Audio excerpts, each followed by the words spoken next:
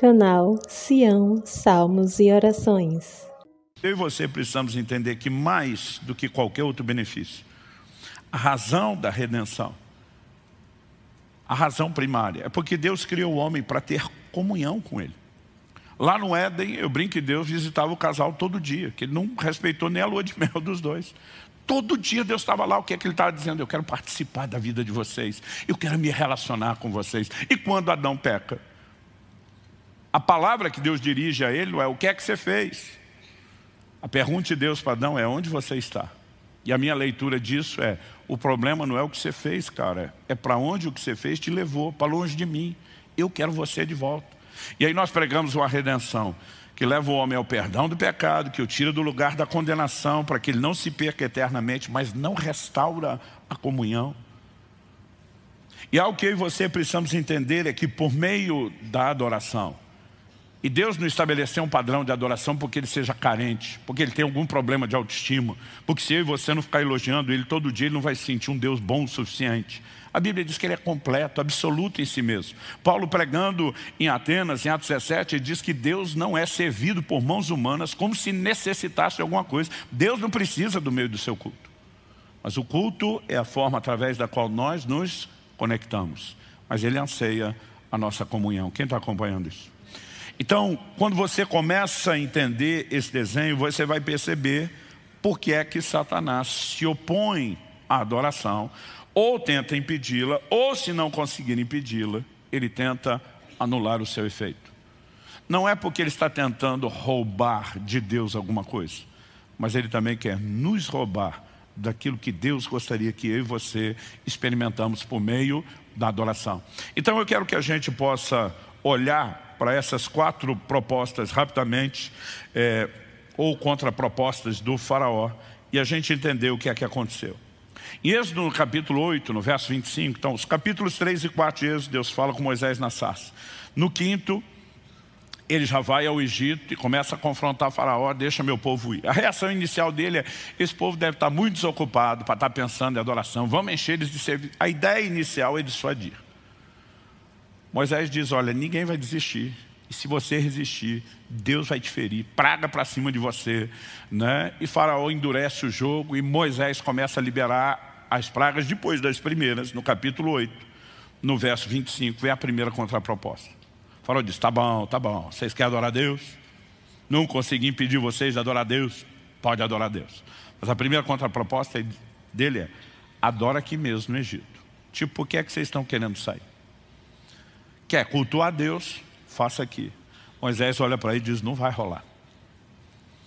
Ele diz, nós vamos sair do Egito. E naquele momento ele diz, não, então ninguém vai adorar a Deus. E o Moisés diz para ele, então praga para cima do céu. E aí o processo recomeça até que venha a segunda contraproposta.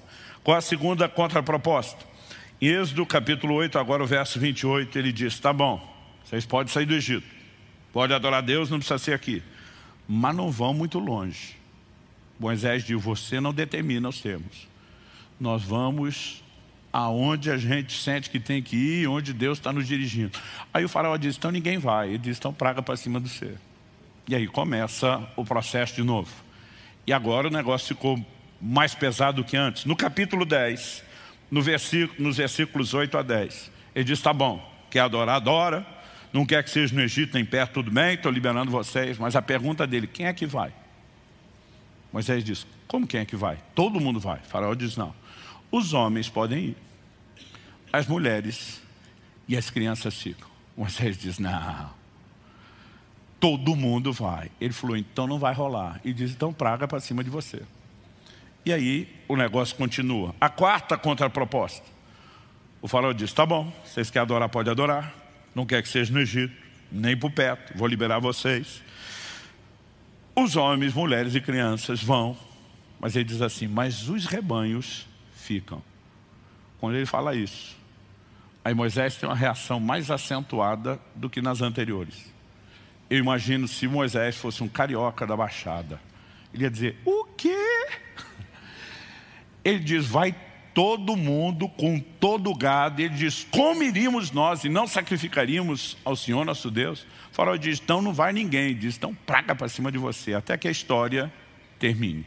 Eu quero que a gente olhe essas 4 contrapropostas como 4 tentativas, uma mais sutil do que a outra, de anular o nosso culto, de anular o efeito da nossa adoração, de colocá-la naquela classificação que Jesus chamou de uma adoração inútil. Porque quando princípios são quebrados e a adoração não cumpre o seu propósito, ela não vai ter efeito. Deus nunca quis um mero ritual, uma mera liturgia, a gente repetindo canções da boca para fora. Deus espera que haja um alinhamento completo, não só daquilo que a gente fala, mas de tudo aquilo que não apenas a gente sente, mas a gente determina em relação à nossa vida para com Ele.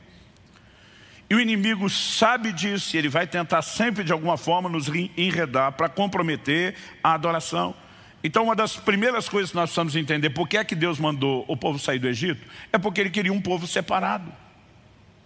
Em Êxodo, no capítulo 19, nos versos 5 e 6, quando eles chegam no Sinai, Deus diz o seguinte: se vocês ouvirem atentamente a minha voz, guardarem a minha aliança, vocês serão a minha propriedade peculiar dentre todos os povos, porque toda a terra é minha. Vocês serão para mim um reino de sacerdotes, uma nação santa. São as declarações que Pedro vai fazer depois.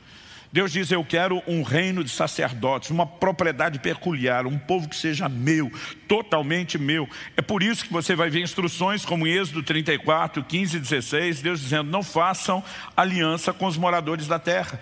Ele diz: também não aconteçam que vocês escolham para seus filhos mulheres do meio das filhas deles, e estas, ao se prostituírem com os deuses que adoram, façam com que também seus filhos se prostituam.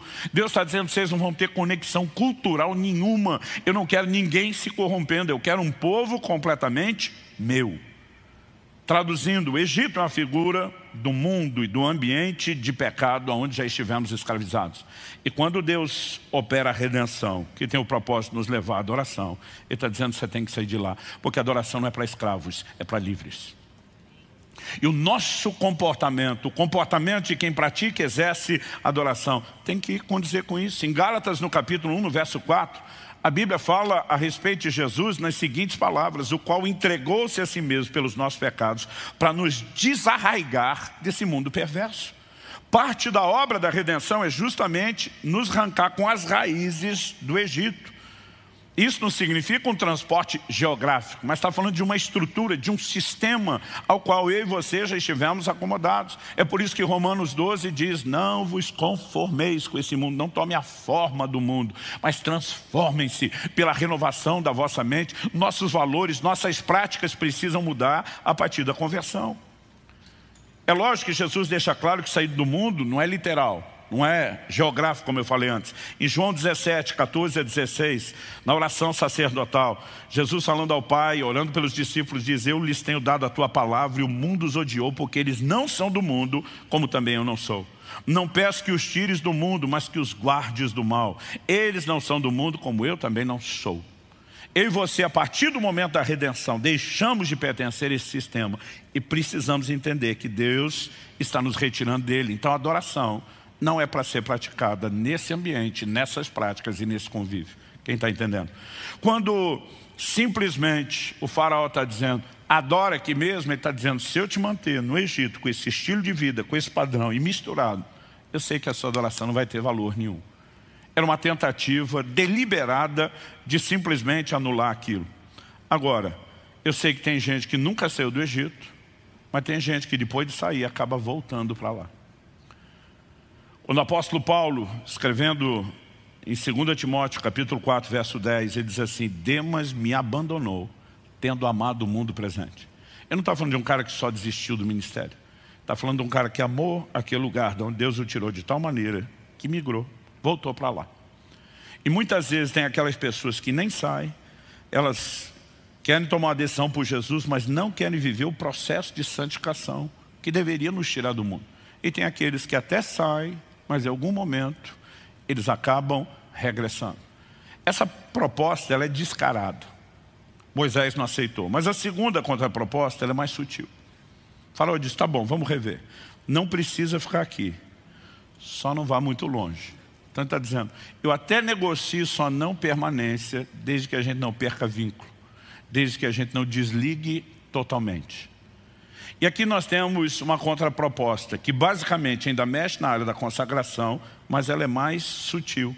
É quase como se ele estivesse dizendo, olha, saia do mundo, mas não totalmente. Fique por perto, mantenha contato.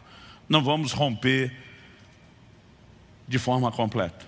Tiago, no capítulo 1, no verso 27, diz, a religião pura e sem mácula para com nosso Deus e Pai é essa: visitar os órfãos e as viúvas nas suas aflições, número 1. E número 2, guardar-se incontaminado do mundo. Você pode repetir isso comigo? Diga, a religião pura e sem mácula é guardar-se incontaminado do mundo. Deus espera isso de nós, né? Ele nos arrancou de lá justamente para isso. E o relacionamento com o mundo é incompatível para aqueles que cultuam a Deus. 1 de João 2, de 15 a 17, não amem o mundo, nem as coisas que há no mundo. Se alguém amar o mundo, o amor do Pai não está nele. Porque tudo que há no mundo, os desejos da carne, os desejos dos olhos, a soberba da vida, não procede do Pai, mas procede do mundo. Ora, o mundo passa, tem como seus desejos, outra tradução diz suas concupiscências. Mas aquele que faz a vontade de Deus permanece para sempre. Eu acho interessante, há uma frase de John Wesley que diz, a conversão tira o cristão do mundo, ou do Egito. Mas ele diz, mas a santificação tira o mundo do cristão. São dois estágios distintos. A gente tem um ditado entre os pastores que a gente diz, difícil não é tirar o camarada do Egito, é tirar o Egito de dentro dele. Então a conversão nos tira do mundo, ou do Egito. A santificação tira o mundo ou o Egito de nós. E é quase como se ele dissesse, tudo bem, não consigo impedir vocês de sair e querer ir para Deus, mas vou tentar minar a continuidade do processo, porque eu consigo anular da mesma forma. Em Atos, no capítulo 7, no verso 39, Estevão, na sua pregação, fala de muitos nessa geração, ele diz, no seu coração, eles voltaram ao Egito. Fisicamente, nunca voltaram para lá, mas algo aqui dentro não desligou. Ele diz, no coração, voltaram. Anos atrás, eu lembro de uma conversa que eu estava tendo com um pastor amigo do Distrito Federal. Em algum momento nós caímos nessa coisa de algo que se fazia muito antigamente, cada vez menos hoje, é ter um momento no culto que você abria para testemunho. E você simplesmente passava o microfone e deixava as pessoas testemunhar. E você tinha todo tipo de surpresa, né, em momentos de improviso como esse. E ele falou de uma situação, de uma pessoa chegou, ele estava até acompanhando o processo, não era alguém completamente estranho. Falou, pastor, eu queria dar um testemunho, o senhor sabe da minha conversão. O camarada tinha sido, chamá-lo de torto era elogio, de tão esculhambada que era a vida dele. E ele tinha se convertido, e a turma assim, conhecia a história dele. E ele sobe e fala, olha, muitos de vocês sabem minha fama na cidade, conheceram minha história. Eu estava preso na bebida, nas drogas, nas orgias, né? no crime. Ele vai descrevendo, ele falou, mas olha, Deus me alcançou, me salvou. Mas à medida que ele vai falando de onde Jesus o tirou, e a ideia era exaltar a redenção, o testemunho, teve um momento que ele para e dá um suspiro e larga um, eita tempinho bom aqui. Eu falei, pastor, tu tá de brincadeira? Ele falou, pior que não. Eu falei, aí que eu olhei para a turma do som, da técnica de som, na hora, mandei cortar o som do microfone, tivemos que arrumar aquela situação. Como que alguém está testemunhando que Deus tirou de lá para cá, mas quase como quem disse, cortou meu barato, que bom era aquilo. No seu coração, voltaram ao Egito. E eu e você precisamos entender, quando Satanás não consegue nos prender no mundo, ele tenta manter algum tipo de conexão, mesmo que você sinta que está do lado de fora. Essa é a segunda tentativa dele de anular a adoração. As duas primeiras contrapropostas são parecidas, porque elas mexem na questão da consagração, diretamente, o envolvimento com o pecado, com o mundo, mas uma é mais sutil do que a outra. A terceira, para mim, é mais sutil do que as duas primeiras. Chega um momento onde o faraó diz, tá bom, não vou negociar a permanência no mundo nem por perto. É quase como se dissesse, eu desisto de lutar pela consagração. Mas ele diz o seguinte, os homens podem ir, mulheres e crianças ficam. Sabe o que ele está dizendo? Eu nem me importo de brigar pela sua consagração, se eu conseguir impedir vocês de adorar a Deus em família. E aqui nós temos algo que não pode ser ignorado. Eu tenho falado, batido nessa tecla há muitos anos, a nossa vida familiar não pode ser simplesmente, né? A gente não pode fazer uma dicotomia e tentar separar isso da nossa fé. 1 Timóteo 5,8 diz: se alguém não cuida dos seus, especialmente dos da própria casa, negou a fé e é pior do que o incrédulo. Quando eu e você ferimos os princípios de Deus para a família, nós criamos uma desconexão com Deus no aspecto da nossa fé. Pedro diz: maridos, honrem as vossas mulheres como o vaso mais frágil. Aí ele diz assim: para que as vossas orações não sejam impedidas. Ele não está dizendo: maridão, seja esperto, trate bem sua mulher para você ter um clima melhor dentro de casa, harmonia, né, felicidade, paz. Ele está dizendo: ei, se você desrespeitar o que Deus estabeleceu sobre família, suas orações vão ser impedidas. Você não vai ter um problema só debaixo do teto, você vai ter uma desconexão com Deus. E são inúmeros os textos que trazem advertência sobre essa questão. Ao que eu e você precisamos entender que, se por um lado o diabo não quer que nós cultuemos a Deus enquanto indivíduos, parece que ele tem o desespero da ideia de cultuarmos a Deus em família. Aí você vai entender que na Bíblia, embora a salvação seja individual, em termos de responsabilidade, o plano e o projeto de Deus é para a família. O que é que Deus prometeu a Abraão? Em ti serão benditas todas as famílias da terra. Paulo escreve aos Gálatas e diz que Deus pré-anunciou o evangelho a Abraão nesse dia. O que é que Deus diz para Noé? Eu quero oferecer salvação não só para você, mas para toda a sua família. O que é que Deus propôs para Ló ao tirá-lo de Sodoma? Eu quero oferecer salvação para você, mas para toda a sua casa, para toda a sua família. E quando você chega no Novo Testamento, você vai ver essa declaração, tanto sendo feita a respeito de Cornélio, como do carcereiro de Filipos, sobre ter salvação, não só para a pessoa, mas para toda a casa. A responsabilidade de salvação é individual, mas o plano de Deus é para a família. E Deus está atrás de gente que se levante como Josué para dizer: eu e a minha casa serviremos ao Senhor. Muitas vezes nós não percebemos o quanto Satanás quer nos enredar e nós não lutamos como deveríamos por uma adoração familiar. Muitas vezes a nossa sensação é mais ou menos o seguinte: bom, a família não quer, problema deles, eu vou sozinho. A verdade é que Deus te chama enquanto indivíduo você tem a responsabilidade de corresponder com Ele, mas todos nós deveríamos carregar uma mentalidade de lutar pelos nossos familiares, de interceder, né, de manter um bom testemunho, de evangelizar, e mesmo aqueles que já estão servindo ao Senhor, de preservarmos um ambiente onde a família adore juntos. Eu sei que há determinados momentos, os filhos crescem, né, vão migrando aí da adolescência, à juventude, né? Nós temos aqui pais que vêm pela manhã e os jovens vêm no culto da noite, por diversos motivos. Eu não estou dizendo que todo domingo a família precisa necessariamente estar junto. Tem uma hora onde os novos núcleos familiares vão sendo formados, né? Meus filhos casando estão nos colocando nessa condição, mudam, vão para lugares diferentes. Não dá para estar mais ali o tempo todo. Então, eu não quero que você ache que eu estou batendo o pé de que se não tiver um culto com toda a família está errado. Mas tem gente que nunca faz isso. Estou indo domingo para a igreja. Quem quer vai, quem não quer, fique. Eu lembro de quando adolescente, o dia que eu falei para meu pai que eu não ia para o culto, que eu não queria ir para a igreja. Ele diz: vai por bem ou vai no pau. Não estou dizendo que você tem que fazer isso, porque eu nunca falei dessa forma com meus filhos. Mas sabe o que eu aprendi? Ele diz: é ruim que você acha que manda alguma coisa aqui. Se tem algo que não se negocia nessa casa é: eu e a minha casa adoraremos, serviremos ao Senhor. Diz: quando você for adulto, se Deus não tiver alcançado seu coração, se você não quiser se render a Ele, não é mais minha responsabilidade. Até lá, não tem chance, não tem negócio. E muitas vezes eu me lembro, né, da insistência do meu pai: tem que ir todo mundo para a mesma igreja, todo mundo para o mesmo culto, todo mundo tem que ter culto familiar, porque há um princípio bíblico a respeito do culto em família, de nos posicionarmos juntos. E eu não estou falando só sobre a questão do ambiente, mas do que Deus quer fazer na sua casa. Por exemplo, a gente fala de avivamento, né? Eu tenho irmãos que já estão dizendo assim: cara, glória a Deus, o ano está acabando, o próximo está começando, e você vê empolgação, está chegando o sobrenatural, vai ser aquele tempo do mover de Deus. Mas deixa eu te dizer, Deus não quer trazer avivamento só para a igreja e para os ambientes do culto. Deus quer fazer algo na sua casa. Joel capítulo 2, verso 28.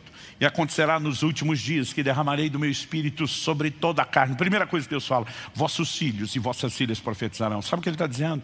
Eu não quero derramar o meu espírito só no culto, na igreja. Eu quero entrar dentro da sua casa, eu quero pegar os seus filhos, eu quero visitar a próxima geração.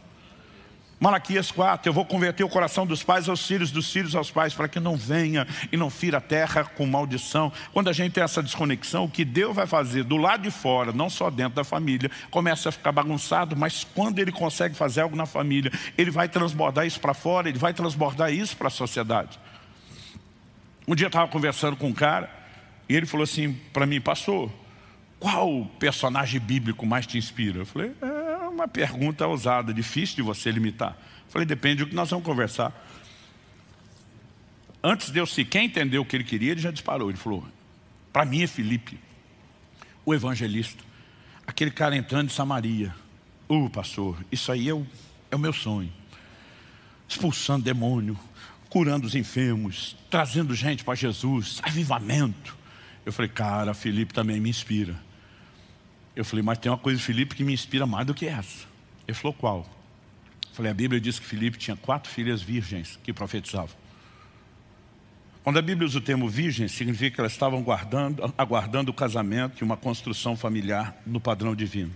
Enquanto estão nessa espera em pureza dentro de casa, estão cheias do Espírito Santo, fluindo nos dons.